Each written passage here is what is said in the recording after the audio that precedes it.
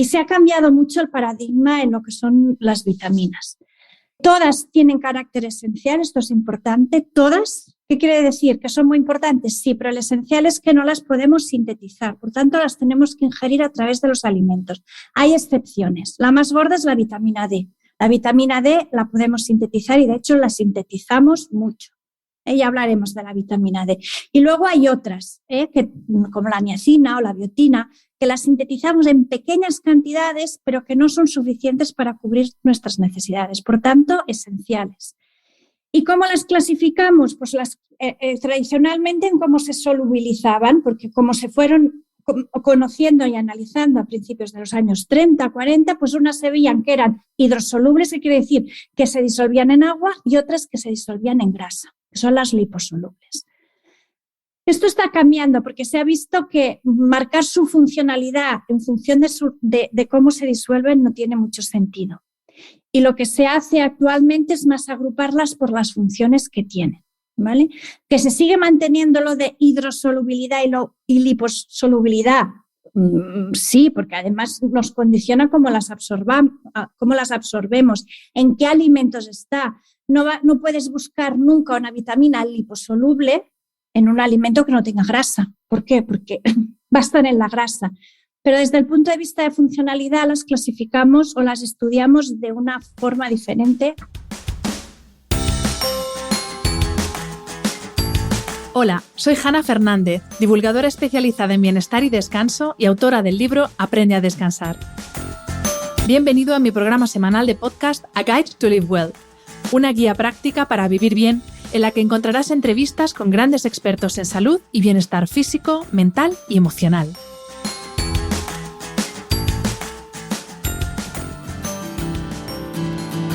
Las vitaminas son sustancias orgánicas complejas y biológicamente activas esenciales en pequeñas cantidades para un estado óptimo de salud. Son los llamados micronutrientes. La mayoría de las vitaminas, con algunas excepciones, no son sintetizadas por el organismo, sino que necesitamos ingerirlas a través de los alimentos. Por eso son micronutrientes esenciales.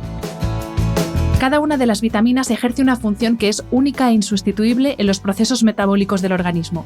Si una de ellas falta, todo el organismo se resiente.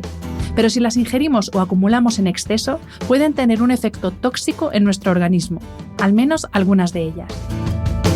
La idea de grabar un podcast sobre las vitaminas surgió de una recomendación que me hizo la doctora María Izquierdo Pulido las pasadas Navidades, cuando pasé el COVID y comenté en redes los suplementos que estaba tomando para ayudar a mi organismo a hacer frente al proceso inflamatorio provocado por la infección. Rápido me escribió la doctora para decirme: Hanna, cuidado con las dosis de esas vitaminas. Y yo me quedé sorprendida porque hasta hace un mes escaso ignoraba que un exceso de vitaminas podría ser perjudicial para la salud. De hecho, pensaba ilusa de mí que cuanto más, mejor.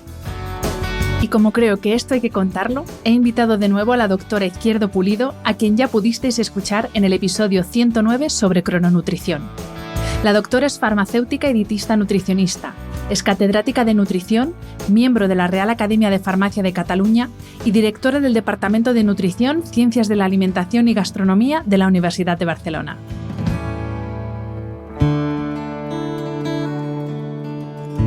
Bienvenida de nuevo, doctora, y muchísimas gracias por aceptar esta nueva invitación al podcast. Muchas gracias, Hanna. Para mí es un placer inmenso estar contigo y con todos tus seguidores y compartir las cosas que sé. O sea, es un placer, me lo paso muy bien, la verdad. Muchas gracias por volverme a invitar. Y bueno, gracias también por esa señal de alerta que me mandaste en forma de mensaje a través de Instagram las pasadas Navidades, porque como decía en la introducción, yo con esto de las vitaminas pensaba que cuanto más mejor. Y esto no es así, ¿verdad? De eso vamos a hablar hoy. Vamos a hablar de esto, no siempre es así. Las vitaminas, como estábamos hablando antes, hay como muchos mitos y muchos bulos, y las vitaminas son sustancias bastante seguras, pero no siempre es suplementar o suplementar en exceso está asociado con salud. Y ya iremos dando ejemplos Es que es curioso porque cuando analizamos lo que pasa con los alimentos, con las vitaminas dentro de los alimentos, los resultados son espectaculares, pero cuando nos pasamos a imitar lo que vemos con los alimentos y las vitaminas a suplementos, la fotografía nos cambia mucho. Por tanto, Las vitaminas yo las adoro, pero hay que tenerles un cierto conocimiento y si es necesario suplementar, se suplementa, pero no siempre se tiene por qué suplementar. Lo que vamos a hacer en este episodio, María, es un repaso por las vitaminas de las que todos hablamos en nuestro día a día, por supuesto, vitamina C, vitamina A, vitamina D, vitamina K, pero te quería pedir que nos explicaras o que nos expusieras la clasificación más actual que hay en cuanto a las vitaminas, porque yo hasta ahora es verdad que solo conocía esa clasificación de las liposolubles, las hidrosolubles, y sin embargo este ya no es el criterio para clasificarlas, es el criterio más moderno. Entonces, si te parece, vamos a introducir el tema explicando esta clasificación que trabajáis, que utilizáis ahora los que os dedicáis a esto. Sí. Las primeras vitaminas me gustaría decir que son como dentro de la nutrición las más jóvenes, son como las nenas jóvenes. Se sabía antes, pues se hablaba de los azúcares, de las grasas, era algo como más conocido. Las vitaminas se empiezan a conocer a principios del siglo XX, años 30, 40, 50, o sea, relativamente hace poco. De hecho, pues hay un señor húngaro que ganó el Premio Nobel de Medicina y Fisiología por descubrir la estructura de la vitamina C y lo hizo en el 1937. O sea, sí puede parecer muy lejos, pero hace 4 días. Y esto nos da la sensación que las vitaminas todavía tenemos mucho camino por recorrer. Además de las vitaminas se descubrieron porque se veía que había deficiencias gordas. O sea, una cosa que es apasionante es el escorbuto. El escorbuto sabía que se pasaba, pero no se sabía por qué se producía, no se sabía. De hecho, muchas veces imaginamos con un halo romántico que en los grandes viajes de los descubridores o de las rutas que empezaron a iniciarse, los marineros se morían por ataques de piratas. Eso es muy romántico, pero la mayoría se morían por deficiencias nutricionales, por hambre, porque se pasaba francamente muy mal y una de las causas era el escorbuto. Tanto es así que el primer estudio nutricional clínico hecho en serio fue en el siglo XVIII por un inglés en el que intentó ver qué era lo que producía el escorbuto. Hizo un ensayo clínico a lo bestia, ahora ningún comité ético nos lo aprobaría, en el que se escogió parejas de marineros y se les dio a uno sidra, a otro vinagre, a otro mezcla de mostaza y ajo, a otro agua de mar y a otro naranjas y limones. Y vio a quién no le daba escorbuto y descubrieron que los naranjas y limones, pues los que lo habían ingerido no habían padecido escorbuto. No había, hay que pensar, no había neveras, no había hielo. O sea, los viajes debían ser, yo cada vez que lo pienso, debían ser, la verdad, héroes. Entonces, a raíz de eso, la Armada inglesa, que los británicos siempre han ido más adelante que nosotros, impuso que siempre se llevaran cargamentos de limones en los barcos, en sus barcos. Y fue la primera medida de prevención de escorbuto, pero no se sabía por qué. Años más tarde se descubrió. Tardamos 200 años en saber qué era la vitamina C de las naranjas y limones. Pero explico esto porque las vitaminas siempre se han asociado a deficiencias. Luego el beriberi, la pelagra, etcétera. Ya iremos comentando. Actualmente, y sobre todo en países desarrollados, la vitamina ya no se la ve como como su falta, una deficiencia bestia, sino que se va a buscar cuál es la cantidad exacta o óptima de esta vitamina para tener una nutrición óptima que nos lleve a una salud y a un bienestar. Ya no escorbuto en España, hombre, a lo mejor hay algún caso de una persona que esté pues en condiciones muy, muy malas, pero no nos vamos a encontrar. Pero sí que nos vamos a encontrar deficiencias que no son subclínicas y esto es lo que la nutrición está buscando. Estas cantidades ingeridas a través de los alimentos que nos van a dar una nutrición óptima. Y se ha cambiado mucho el paradigma en lo que son las vitaminas. Todas tienen carácter esencial, esto es importante, todas. ¿Qué quiere decir? ¿Que son muy importantes? Sí, pero lo esencial es que no las podemos sintetizar, por tanto las tenemos que ingerir a través de los alimentos. Hay excepciones, la más gorda es la vitamina D. La vitamina D la podemos sintetizar y de hecho la sintetizamos mucho. Ya hablaremos de la vitamina D. Y luego hay otras, como la niacina o la biotina, que las sintetizamos en pequeñas cantidades, pero que no son suficientes para cubrir nuestras necesidades, por tanto, esenciales. ¿Y cómo las clasificamos? Pues tradicionalmente en cómo se solubilizaban, porque como se fueron conociendo y analizando a principios de los años 30, 40, pues unas se veían que eran hidrosolubles, que quiere decir que se disolvían en agua, y otras que se disolvían en grasa, que son las liposolubles. Esto está cambiando porque se ha visto que marcar su funcionalidad en función de cómo se disuelven no tiene mucho sentido. Y lo que se hace actualmente es más agruparlas por las funciones que tienen, ¿vale? Que se sigue manteniendo lo de hidrosolubilidad y liposolubilidad, sí, porque además nos condiciona cómo las absorbemos, en qué alimentos está. No puedes buscar nunca una vitamina liposoluble en un alimento que no tenga grasa. ¿Por qué? Porque va a estar en la grasa. Pero desde el punto de vista de funcionalidad las clasificamos o las estudiamos de una forma diferente que ahora hablaré. Y también otra cosa importante que me gustaría, ya que me dejas tus micrófonos, es que son sustancias que son reguladoras. ¿Qué quiere decir? Que solo tienen... En nutrición hablamos de función energética, o sea, nutrientes que nos da energía, lípidos, hidratos de carbono, nutrientes que forman estructuras, o sea, los huesos, los músculos, que aquí las proteínas tienen un papel, y luego las que regulan, los que nos ayudan que en nuestro cuerpo funcione mejor. Las vitaminas son reguladoras, todas, no forman ni tejidos ni dan energía. Por tanto, y esto yo lo he oído mucho, no le dé a mi niño vitaminas porque engordan. Las vitaminas no engordan. Ni te hacen venir más hambre ni nada, regulan, pero no engordan. Es un mito que se dice mucho. Las vitaminas no engordan, no sacamos energía de las vitaminas, ¿vale? Y por tanto, y luego las cantidades que tenemos que tomar siempre son cantidades más chiquitinas que lo que tenemos que tomar de un lípido o de un glúcido, pues están en miligramos o microgramos, más o menos, ¿vale?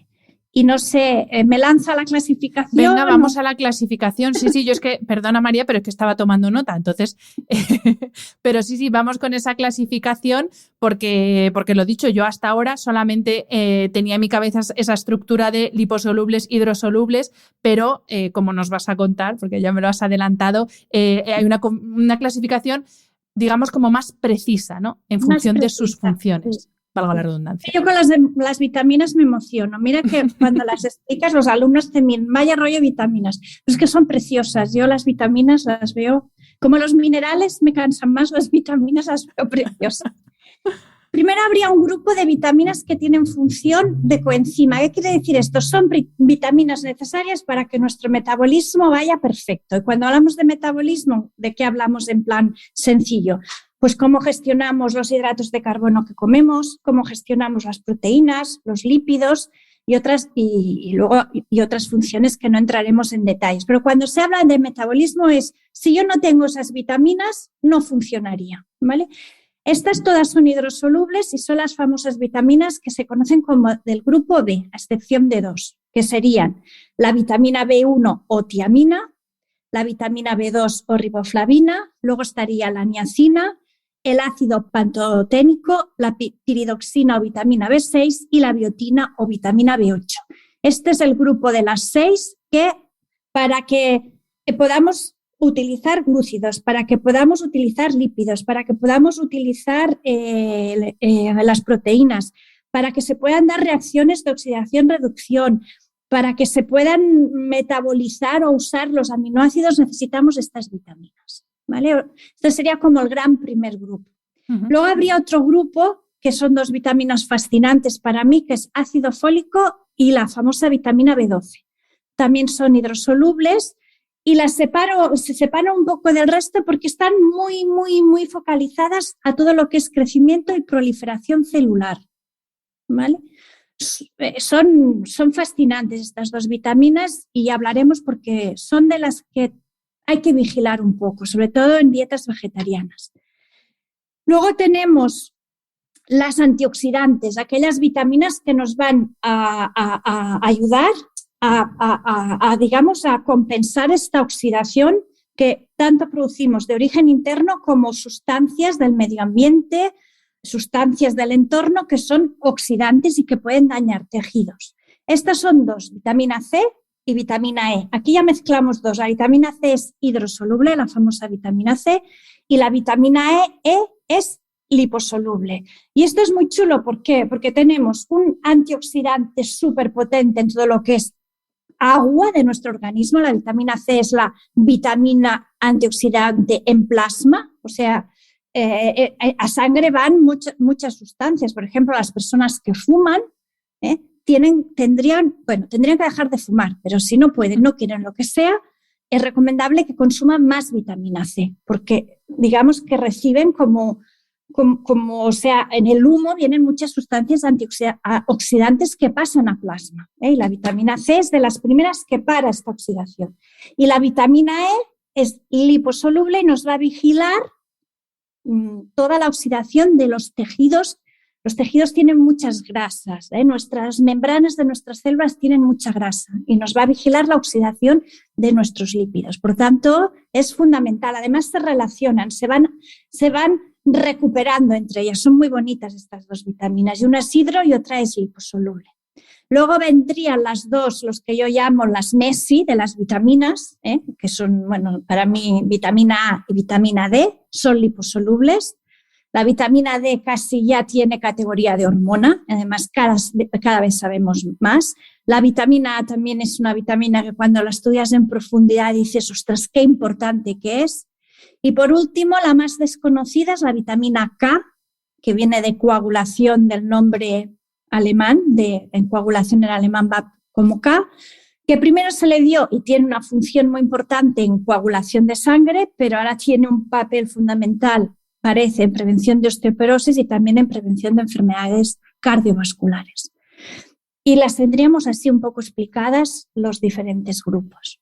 Y María, esto que has comentado sobre la vitamina D, que ya que claro, yo no sé, ¿es hormona? ¿Se considera ya hormona o esto es algo que se dice pero todavía no se considera hormona? ¿Por qué se le llama vitamina si es una hormona? Porque, digamos, estaría en el cajón de las vitaminas porque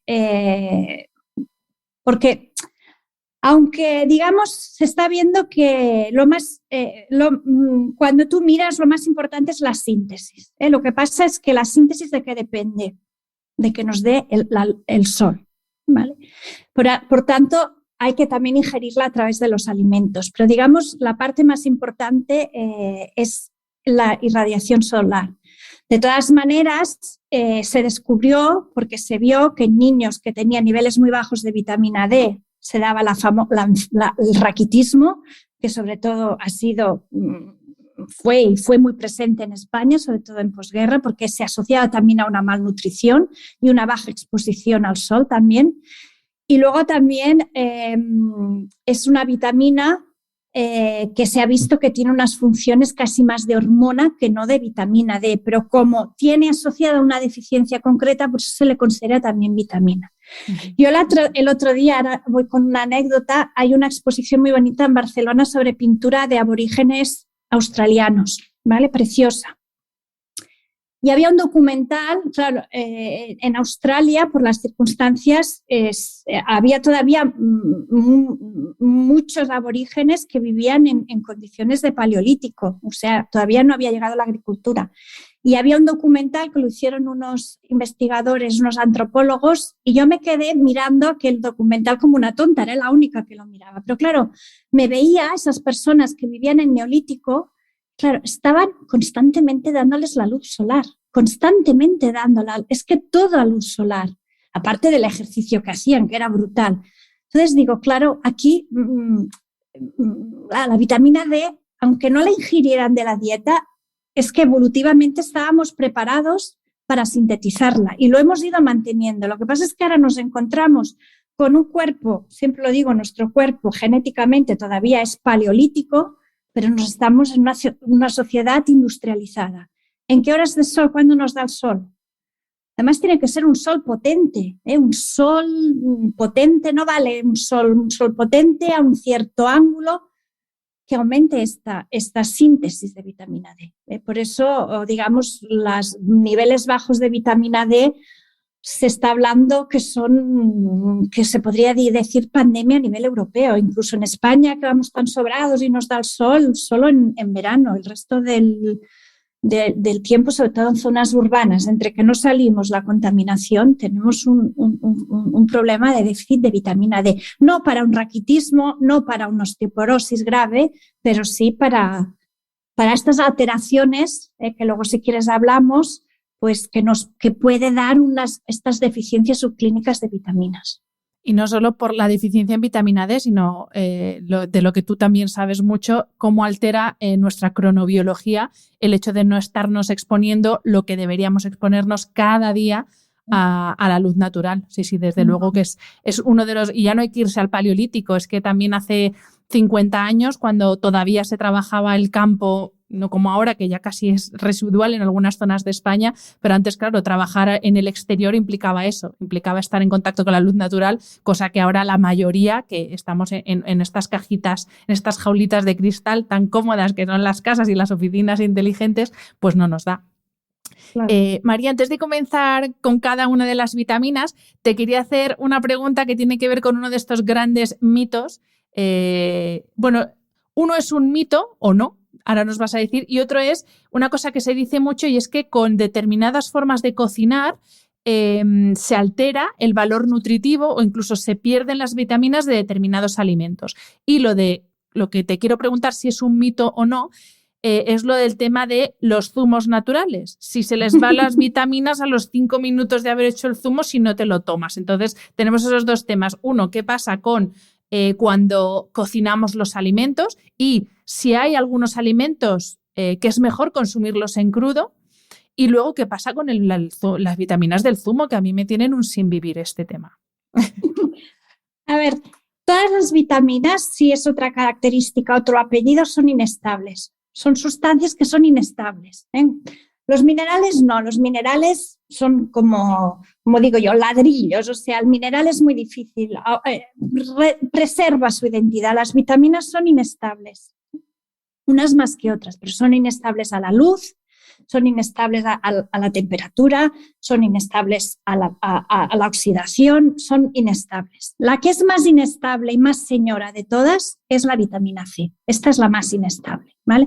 Luego volveré con el zumo, pero es de las más inestables, ¿eh? Cuando tú estudias la estabilidad de un alimento, pues, y tiene vitamina C, vas mirando cómo va variando la vitamina C, porque es un muy buen indicador, ¿vale? Entonces, todo lo que sea cocción, calor, todo lo que sea exposición, tener una botella de leche, ahora explicaré lo de la leche, que le dé la luz solar directa, o todo lo que es, sobre todo en las hidrosolubles, los remojos, vas a perder vitaminas. ¿Estás diciendo que no se tienen que limpiar las verduras? No, las verduras se tienen que limpiar. Lo que no tiene sentido es, ahora voy a hacer de cocinilla, unas acelgas o unas judías verdes, meterlas en remojo a las 8 de la mañana antes de irte a trabajar, y cuando vuelves a las 8 de la noche, pues ya están limpias, ¿no? Porque el agua irá extrayendo las vitaminas hidrosolubles y se quedarán en el agua. Por tanto, hay una pérdida. Por tanto, lavarlo bien, pero no que se queden en remojo. Y durante la cocción, por eso se recomienda más cocciones al vapor o con poca agua, para que haya menos tránsito de la vitamina del alimento al caldo de cocción. Vamos a perder vitaminas, siempre se van a perder vitaminas, ¿eh? La congelación no, la congelación preserva muy bien las vitaminas, ¿eh? O sea, yo siempre lo digo, ¿es bueno congelar alimentos? Sí, porque desde el punto de vista nutricional aguantan muy bien sus propiedades nutricionales. Desde el punto de vista de sabor, de textura, perdemos. Pero yo siempre lo recomiendo a las personas mayores, personas que no pueden ir cada día a comprarse las verduras congeladas, no pasa nada, es una muy buena opción. La congelación aguanta, nos ayuda a aguantar, sobre todo si está bien hecha la congelación, o sea, si se mantiene bien la línea de frío. Por tanto, la cocción nos va a eliminar, pero también cuando cocemos aumentamos la seguridad de los alimentos. La cocción aumenta la seguridad de los alimentos. ¿Por qué? Porque matamos posibles microorganismos que hay. ¿Qué recomendamos los nutricionistas siempre para las verduras? Pues la mitad frescas, porque así vas a conservar mucho vitaminas, y la otra mitad no frescas, porque hay sustancias en los alimentos que tienen características antinutricionales, que, por ejemplo, voy a poner el ejemplo del huevo. ¿qué es mejor, el huevo crudo o el huevo cocido? Hay gente, yo me acuerdo, yo tenía un tío abuelo que cada día se comía un huevo crudo. En el campo se hacía mucho esto. Pues es mejor el huevo cocido, porque hay un antinutriente en el huevo que se llama avidina, que lo que hace es como secuestrar a la biotina, que es una vitamina, que es la B8. Y cuando nos comemos un huevo crudo, en el que nos saltamos la seguridad alimentaria, las proteínas no serán tan absorbibles, encima la biotina no la vamos a absorber, vamos a perder una fuente de biotina. Por tanto, en ese caso, iría mucho mejor cocer el huevo. De estos antinutrientes hay bastantes, no nos vamos a meter porque sería como muy largo, hay tanto en mundo vegetal como en mundo animal. Por eso, lo mejor, combinar alimentos crudos con alimentos cocidos. Las frutas indudablemente es mucho mejor la fruta fresca, además son muy buenas fuentes de vitaminas. Pero, por ejemplo, el tomate, el famoso tomate, que también hay que tomarlo fresco, pero cuando lo tomamos en sofrito o en salsa de tomate, vamos a aprovechar más un caroteno muy interesante, que es el licopeno, porque al destruir texturas lo absorbamos mejor. Por tanto, combinar una buena ensalada de tomate y si te gusta una salsa de tomate, un buen sofrito, combinar. Por eso va bien, cocidos y crudos, ¿de acuerdo? Las vitaminas del zumo. Y las vitaminas del zumo. No, o sea, primero, en el zumo tiene un pH muy ácido por el ácido cítrico, por tanto la vitamina C no se va a ir tan rápido, o sea, no. Es el mito que siempre se ha hecho, se podría explicar más, pero no. Pero, ¿qué es mejor? ¿Un zumo de una naranja o la naranja? Va a ser mucho mejor la naranja, porque seguro que la naranja, la vitamina va a estar más guardadita y va a estar más preservada que en un zumo. No nos meteremos que el zumo, la verdad, desde un punto de vista nutricional, mucho interés no tiene. Tiene mucho más interés la fruta entera. Pero también otra cosa importante, hay gente que dice, no como fruta porque me molesta cortar la fruta y si la dejo cortada se van las vitaminas. No, la fruta siempre a mano. La sandía en mi casa, si yo la corto se come, si no la corto la sandía no se come porque a todo el mundo ve aquel monstruo en la nevera y no se enfrenta a él. ¿Va a perder algo de vitaminas la sandía cortada? Sí, por supuestísimo. Algo va a perder porque al cortar y a exponerse, pero es que se va a comer y prefiero que se coma esta con un poquito menos de vitaminas que no el proyecto de sandía en el que no la va a comer nadie, ¿vale? O sea, fruta cortada en un tupper, eso barra libre, mejor que un zumo. Desde el punto de vista de las vitaminas, claro que se va a perder un poquitín, pero ostras, tienes un chute de otras cosas, vas a seguir teniendo vitaminas, vas a tener fibra y las frutas son maravillosas y otros fitonutrientes. Y siempre va a ser mejor que cualquier preparado industrial que puedes tomarte hoy o dentro de 20 años. O sea que aunque haya un poquito menos de vitamina, no pasa nada. Por eso tuppers con vitamina cortada en la nevera, bueno, digo tuppers, ya me entendéis esto, no me sale el nombre correcto en castellano, fiambreras, en cristal si puede ser que apetece mucho en la nevera verlos siempre. Vamos a comer lo que vamos a tener disponible. Si yo abro la nevera y veo fruta cortada, me apetecerá. Si abro la nevera y veo otras cosas, pues no tengas en casa lo que no quieres comer. Eso es Totalmente. el mantra. Pues vamos, María, si te parece, con la primera vitamina. Vamos a seguir el orden alfabético, ya que nos lo permiten, aunque bueno, iremos mezclando porque no se pueden separar, no son compartimentos estancos, pero bueno, vamos a ir siguiendo un poco el orden alfabético. Y vamos a comenzar con la vitamina A, que, primera pregunta, porque es verdad que otras vitaminas nos suenan más, pero la vitamina A, ¿dónde la obtenemos y para qué sirve? La vitamina A, la vitamina A acordaros, es lo que es vitamina en sí, es liposoluble, ¿vale? Son los famosos retinoides, porque hay varias clases, y la vamos a encontrar siempre en alimentos que sean grasos, como vitamina A. Pero además la vitamina A, ahora lo repasaremos, tiene un precursor, que es la vitamina, que es de la familia de los carotenos. ¿Qué son los carotenos? De forma muy sencilla, son pigmentos que dan color a las frutas y a las verduras, ¿vale?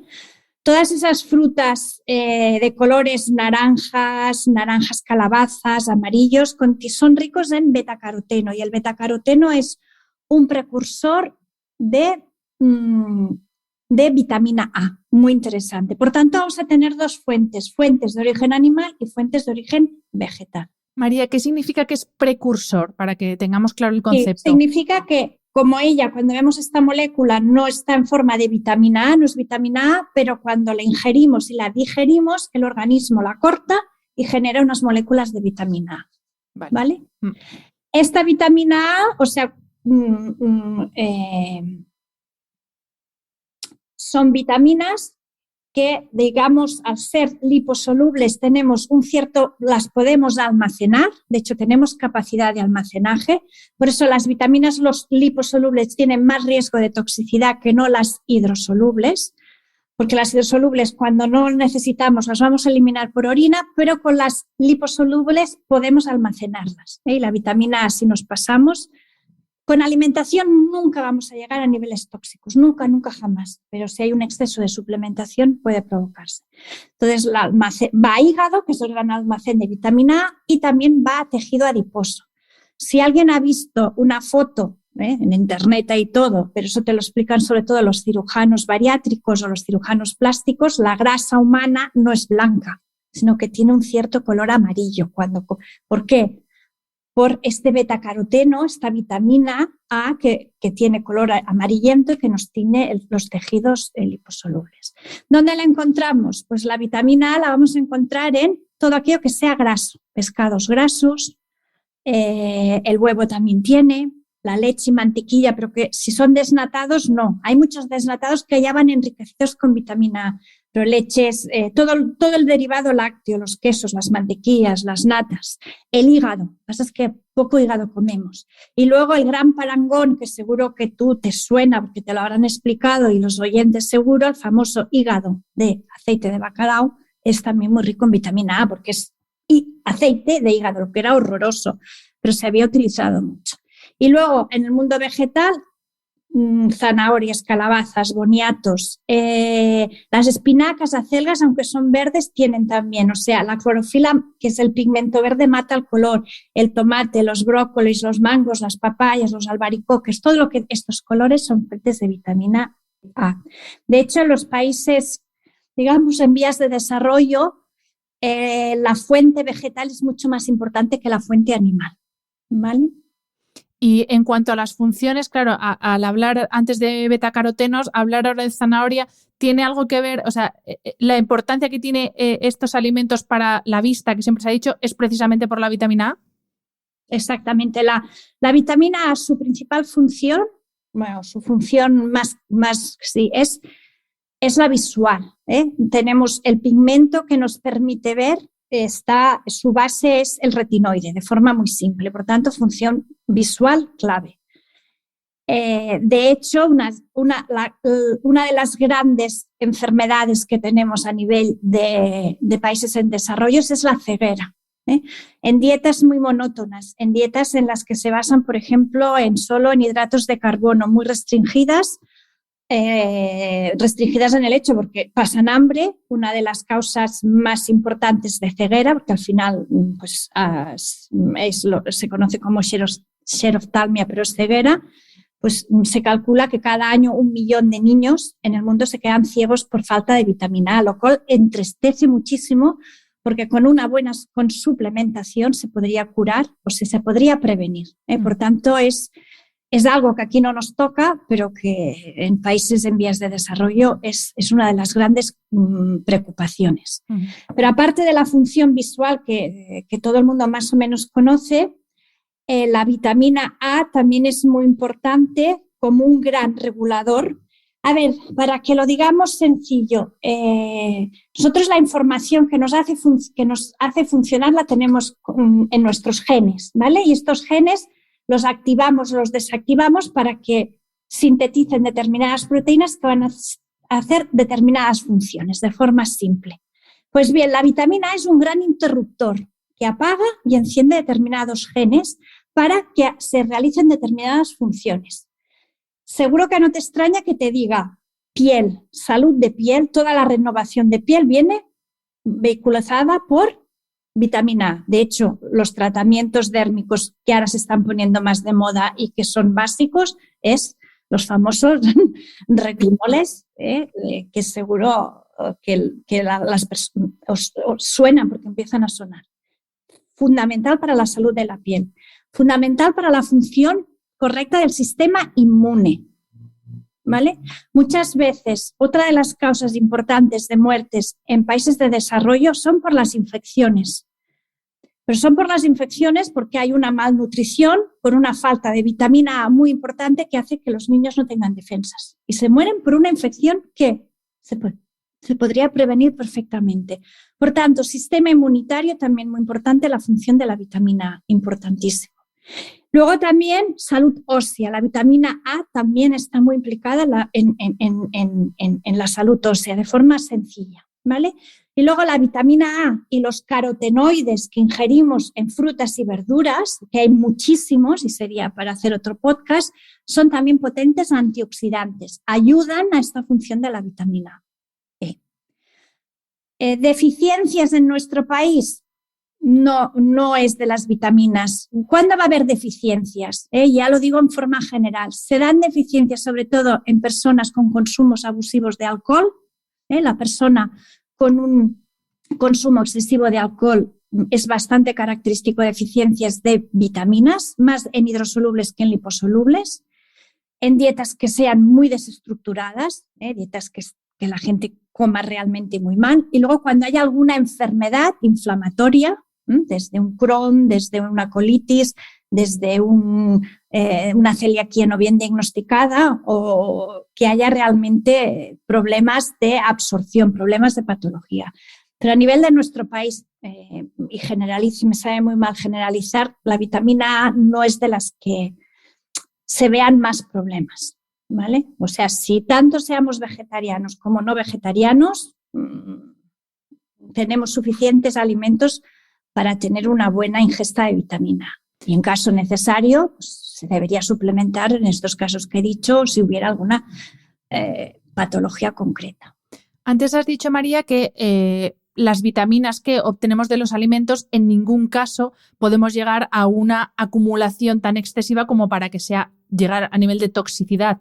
Pero, ¿qué pasaría, por ejemplo, con esta vitamina A, que sí que la acumulamos en el hígado, si hay un exceso de suplementación? Porque pues una persona dice, bueno, voy a suplementarme con la vitamina A para mejorar la vista. ¿Y qué podría pasar? ¿Podría tener algún riesgo grave el que se acumule exceso de vitamina A en nuestro hígado? Porque ahora la sintomatología, la sintóxica no me acuerdo, la podría mirar, pero la vitamina A es de las vitaminas más tóxicas que existe.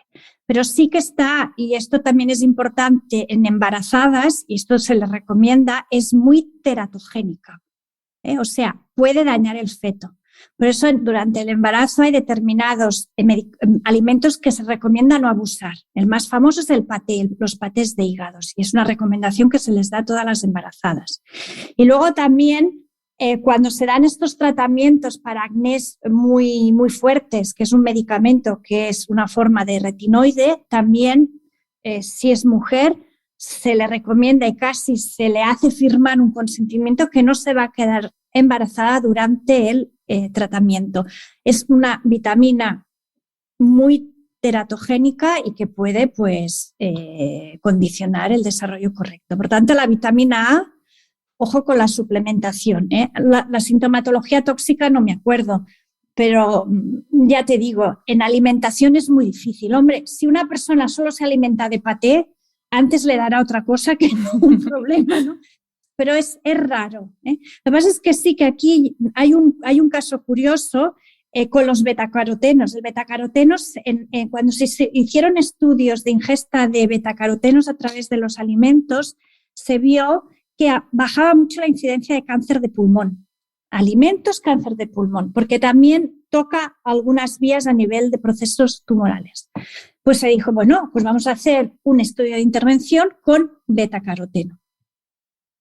Fueron 2 estudios de intervención, bueno, uno en Estados Unidos y otro en país nórdico. Carísimos, movieron cantidad de dinero, Y bueno, fue una pasada y esto siempre se explica. Y a medio ensayo se tuvo que parar porque se vio sobre todo en fumadores que no solo disminuía el riesgo de cáncer de pulmón, sino que aumentaba, se cortó en seco. Por tanto, es el ejemplo claro que no siempre la suplementación nos va a asegurar que va a tener efecto. No sabemos por qué, si es la matriz del alimento, si es lo que le acompaña, si es las cantidades, que lo que vemos en los alimentos no lo solemos reproducir cuando solo utilizamos la vitamina. Y esto se está viendo. Hay muchos estudios, se está viendo. Pues vamos a pasar al siguiente bloque de vitaminas. Este es un bloque muy extenso porque son las del grupo B y aquí tenemos bastantes vitaminas. Yo te voy a pedir, María, si nos podemos centrar más en la B9 o ácido fólico y en la B12 porque se habla mucho de estas dos, pero bueno, de nuevo, como no podemos separar unas de otras, si te parece, vamos a empezar hablando de... Pero va súper bien porque podemos hablar súper rápido de estas 6 que he hablado en el principio, que era la B1, B2, niacina, la de B5, la B1 a la B6, ¿no? B1, B2, B3, B5, B6. Y B8, que es la biotina. Y B8, ¿vale? Pues venga. Estas son, acordaros, es metabolismo, que funcione todo bien, ¿vale? Estas vitaminas, lo bueno que tienen es que normalmente se absorben fácilmente, se gestionan muy bien y se encuentran en muchos alimentos. Se encuentran en todos los alimentos de origen animal y luego también se encuentran en cereales integrales, ojo al dato, sobre todo para personas que opten por alimentación vegetariana, en algunas hortalizas, en algunas frutas, en las legumbres también las tenemos y luego la levadura nutricional, ¿vale? ¿Qué quiere decir? Que una persona que opte solo por alimentos de origen vegetal, pues la levadura nutricional es muy buena opción, las legumbres muy buena opción y sobre todo cereales integrales, ¿vale? Estas, ¿dónde hay deficiencias? Pues en alcoholismo, en personas que tengan un abuso excesivo de alcohol y luego cuando hay alteraciones del gastrointestinal. Pero en general son vitaminas que están, mira, el nombre de pantoténico, que es la vitamina B5, quiere decir que está en todos los sitios, panto, que está en todos los sitios. No suele haber actualmente deficiencias, sí hubo, Por ejemplo, en el norte de España, sobre todo, se dio una enfermedad que era la pelagra, que era por deficiencia de niacina, de vitamina B3. Pero actualmente es raro ver deficiencias de este tipo, ¿vale? Ácido fólico y vitamina B12. Estas vitaminas, como hemos dicho, están muy, muy, muy implicadas en proliferación celular. ¿Qué quiere decir? Pues que entonces nosotros cuando somos jóvenes y niños crecemos y cuando somos mayores renovamos todos nuestros tejidos, ¿vale? Y por tanto necesitamos generar nuevas células para renovarnos y los niños para crecer.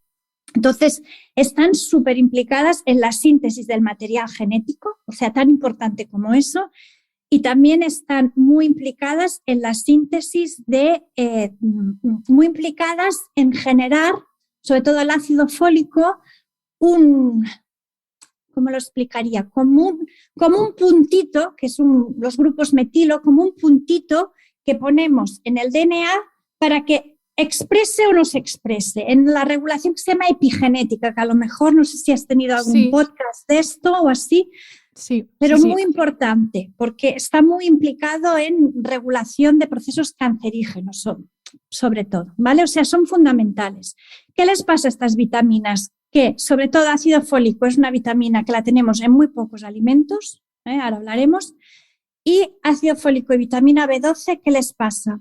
Que son unas vitaminas muy señoras, nos cuesta absorberlas, son grandes, son vitaminas grandes y además necesitan el pH la acidez del estómago que sea muy ácido. Normalmente el estómago ya es muy ácido, pero conforme nos hacemos mayores, esta acidez nos baja, se vuelve como más neutra.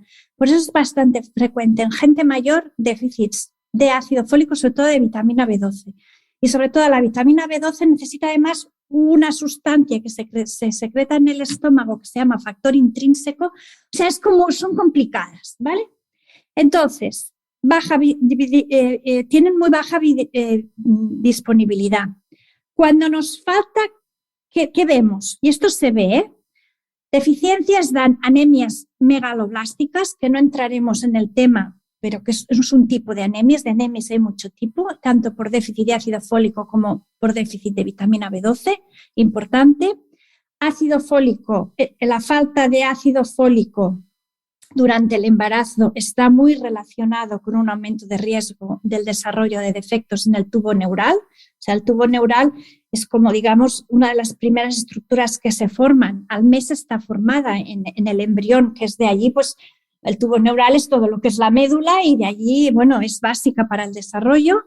Y luego también la B12 puede dar alteraciones gástricas y si hay un déficit muy importante, manifestaciones neuronales, porque la vitamina B12 cuida el forro, digámoslo así en plan muy coloquial, de las neuronas, de los nervios. Uh-huh. ¿Qué problemas tenemos? Ácido fólico. Ácido fólico, mujeres embarazadas, mujer en edad fértil que se quiera quedar embarazada, actualmente en España se le suplementa ya con 400 microgramos de ácido fólico diario. Porque este tubo neural se forma en el primer mes. Muchas veces no sabemos que estamos embarazadas en el primer mes y ya está. Entonces, para esto todas van. Hay otros países que optan por enriquecer alimentos, pero en Europa se ha optado más por suplementar. Y luego la vitamina B12 solo está en alimentos de origen animal, exclusivamente. Por tanto, el único micronutriente que tenemos que tener en cuenta que va a ser deficitario una persona que opte por una alimentación vegana o vegetariana es la B12. Por tanto, sí o sí se debe de suplementar. En adultos son unos 2.000 microgramos a la semana, te lo apuntas y te lo tomas. Es mandatorio, o sea, no hay tu tía. Porque dice, ay, te va a faltar proteína, te va a faltar calcio. No, si la dieta está bien pautada y todo aquel, le hago una recomendación, que quiera optar por una dieta vegana o vegetariana, que se vaya a un buen nutricionista y le dé 4 pautas para hacerlo bien, pero se va a tener que suplementar con vitamina B12. Por tanto, son 2 focos muy importantes, esto, ácido fólico y vitamina B12. ¿Vemos microdeficiencias de ácido fólico? Se ven muchas. Muchas veces cuando son las mujeres, yo recomiendo, porque además hay otro factor que son estas microdeficiencias subclínicas pueden dar. Se ha visto que puede ser riesgo de enfermedad cardiovascular y riesgo de ciertos tipos de cáncer, especialmente cáncer de colon. Pero, o sea, el ácido fólico, de tanto en tanto que lo miren en sangre, yo lo recomendaría. Y si es necesario, se hace una tanda de suplementación. Son vitaminas, son señoras, porque son muy poco biodisponibles y sí que se ven. Y vitamina B12, el que coma de todo, nada, pero el vegetariano vegano es una vitamina que se debe suplementar sí o sí. ¿Dónde la encontramos el ácido fólico? Pues el ácido fólico, la principal fuente es el hígado. No comemos hígado. Y luego, ¿dónde la encontramos? En su nombre, y así todos se acordarán, fólico, ¿a qué nos suena? A fulla, a folio, a hoja. Uh-huh. Todo aquello que sea de hoja verde, acelgas, espinacas, el kale, que es una berza, pero ahora queda más fijo decirle kale. Todo esto verde, fuente de ácido fólico, los espárragos, las legumbres, los frutos secos, las naranjas, las fresas, los fresones, el mundo vegetal, pero tampoco están todos, insisto, y su biodisponibilidad es muy señora. Es de aquellas vitaminas que además cierta cocción las puede ayudar, sobre todo la vitamina. Y la vitamina B12, ya te digo, está en todos los sitios, a excepción del mundo vegetal, ¿vale? Y María, una pregunta, ¿por qué la vitamina B12 se administra de forma intravenosa en casos de etilismo, vamos a decirlo así finamente? No es la B12, es la B1. Ah, vale. Entonces es la confundida. B1. Sí, yo lo tuve que repasar y todo el protocolo. Cuando una persona entra con un coma etílico grave en hospital, se puede dar una hipoglucemia grave y que no se desea para nada. Entonces se suele, lo primero, una inyección intramuscular de B1 y luego también se vigila mucho la glucemia, el nivel de azúcar en sangre, y se suele dar también suero con glucosa. Si la persona, que a veces viene por aquí la confusión, si la persona además es una persona con un consumo abusivo de alcohol, pues a veces se puede reforzar con B6 y con B12. Pero lo que es el protocolo es la B1, sobre todo porque la B1 está muy implicada en metabolismo de hidratos de carbono. Y pues, bueno, hay una sintomatología, un síndrome que suele estar bastante asociado, que si no se hace esta pauta, pues puede ocurrir.